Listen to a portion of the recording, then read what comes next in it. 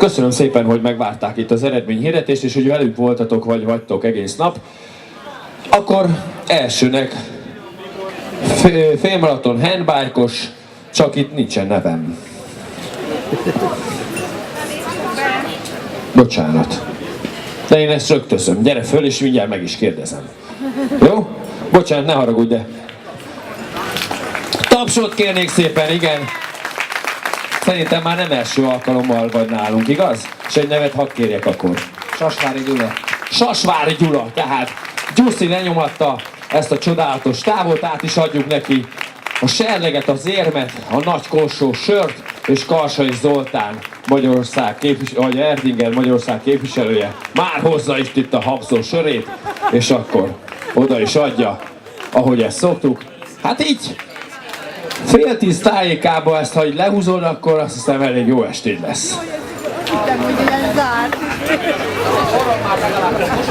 Az órunk így van itt mindenkinek, elsőnek landol.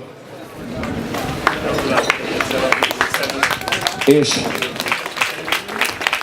Gyula szeretne majd pár szót szólni hozzátok, és akkor én átadnám neki a mikrofont. Itt vagyok, másik oldaladon. Köszönöm szépen. Az idő rövidsége miatt én csak annyit szeretnék mondani, hogy ez volt a harmadik alkalom, hogy sikeresen teljesítettem ezt a félmaratont.